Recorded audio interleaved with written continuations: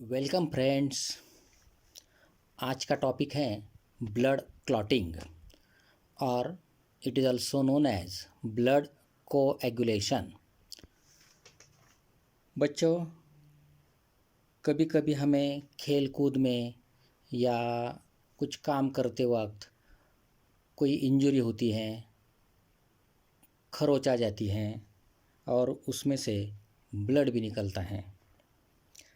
आपने ये भी नोटिस किया होगा कि कुछ समय बाद ब्लड आना अपने आप बंद हो जाता है। यही तो है ब्लड क्लॉटिंग और कोएगुलेशन। इसमें तो कुछ नया नहीं है, आप सभी ने ये एक्सपीरियंस किया है।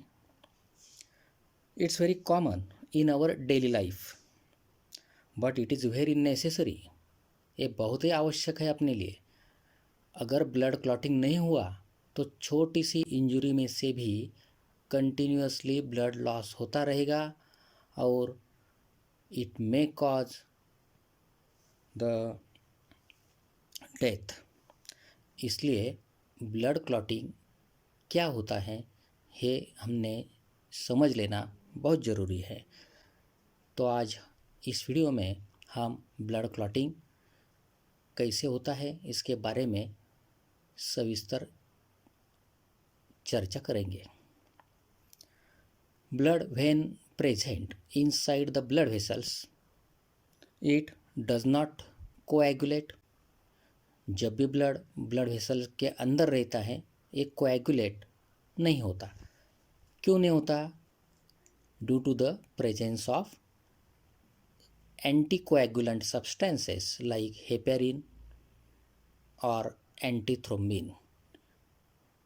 But when blood comes out through the blood vessel, it coagulates. जब ब्लड वेसल से बाहर आता है तब ये कोएगुलेट हो जाता है। क्यों? Due to the platelets and clotting factors, जिसे हमने ब्लड एंड इट्स कंपोनेंट्स ये वीडियो में सुना है। अगर वो वीडियो आपने नहीं देखी होगी तो फिर से देख लेना। हम इसे डिफाइन कैसे करेंगे, इस प्रोसेस को डेफिनेशन आपके लिए दे रहा हूँ। When blood comes out through the blood vessel it converts into the semi-solid jelly. This is called blood coagulation. Definition theory exam के लिए आपको याद रखना है।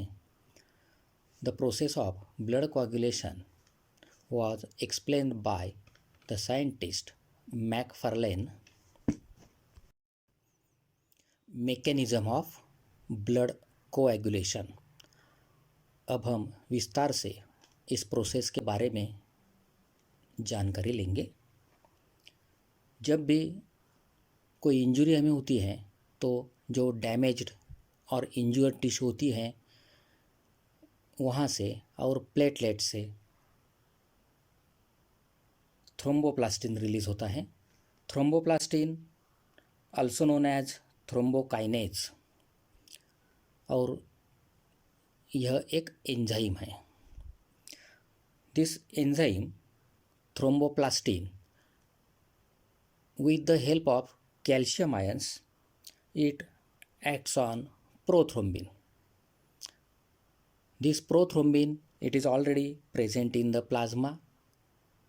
ये पहले से ही प्लाज्मा में होता है prothrombin, but it is in inactive form. इसे एक्टिवेट करने का काम ये थ्रोम्बोप्लास्टिन करता है, जो डैमेज्ड सेल्स और प्लेटलेट्स ने रिलीज किया। Then this prothrombin it is converted into thrombin. Thrombin is also the enzyme, but now it is in active form. Prothrombin को थ्रोम्बिन में कन्वर्ट किया गया इसके एक्टिव फॉर्म में। This thrombin now acts on fibrinogen. ये fibrinogen क्या है ये भी हमने ब्लड कंपोनेंट्स में पढ़ा है। Fibrinogen is the protein present in the blood plasma ये भी ऑलरेडी ब्लड प्लाज्मा में होता है fibrinogen, and it is in soluble form. This fibrinogen को फाइब्रिन में कन्वर्ट किया जाता है एंजाइम थ्रोम्बिन की मदद से। थ्रोम्बिन के सिवाय ये काम नहीं हो सकता। फाइब्रिनोजेन का रूपांतर करना है फाइब्रिन में, and the speciality of fibrin is it is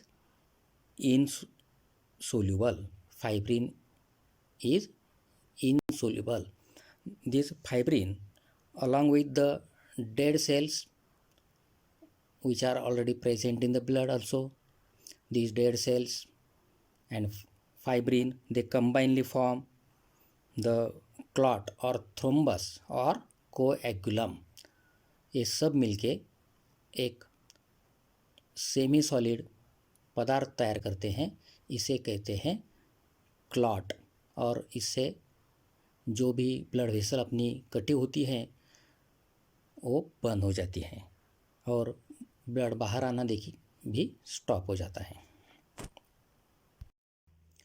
all the reactions in the process of blood clotting, they are controlled by enzymes and they are linked with each other. This process commonly known as cascade mechanism. Blood clotting के लिए जो time लगता है इसे कहते हैं clotting time. It is about 2 to 8 minutes. Clotting factors. There are 13 clotting factors. Clotting factors 13 प्रकार की होती हैं जो कि ब्लड का क्लॉटिंग होने के लिए बहुत ज़रूरी होती है। बच्चों, ये जो टॉपिक है ये ज़्यादा इम्पोर्टेंट तो नहीं है, इसमें आप ज़्यादा टाइम वेस्ट मत करना। जितने क्लॉटिंग फैक्टर्स के नाम आप याद रख सकते हो उतने रखना, क्योंकि बहुत 13 नाम हैं। उनमें ज़्यादा इम्पोर्टेंट जो नाम हैं वो हैं क्लॉटिंग फैक्टर 1, 2, 3, 4, 8 एंड 9। हो सके तो ये ज़रूर याद रखने की कोशिश करना। तो मैं अभी ये 13 फैक्टर्स के नाम आपको बताने जा रहा हूँ। Factor 1 is the fibrinogen. Factor 2 prothrombin. Factor 3 thromboplastin. Factor 4 is calcium. Factor 5 labile factor.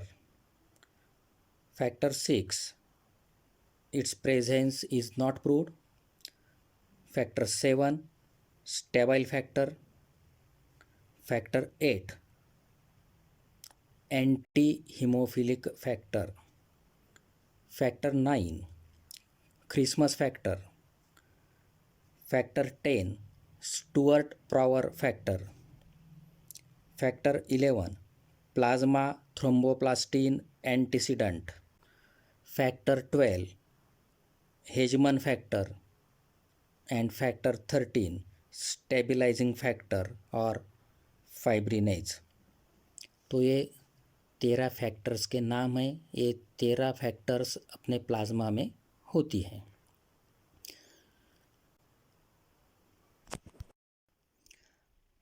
आज के टॉपिक में जो इम्पोर्टेंट पॉइंट्स है उसमें सबसे इम्पोर्टेंट टॉपिक है mechanism of blood clotting.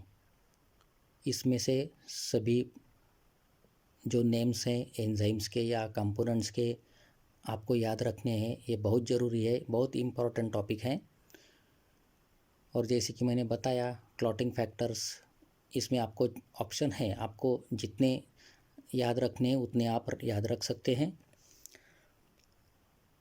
Description box में दी हुई लिंक से आपको आज के टॉपिक की PDF मिल जाएगी। मिलते हैं अगले वीडियो में एक नए टॉपिक के साथ। तब तक के लिए गुड बाय।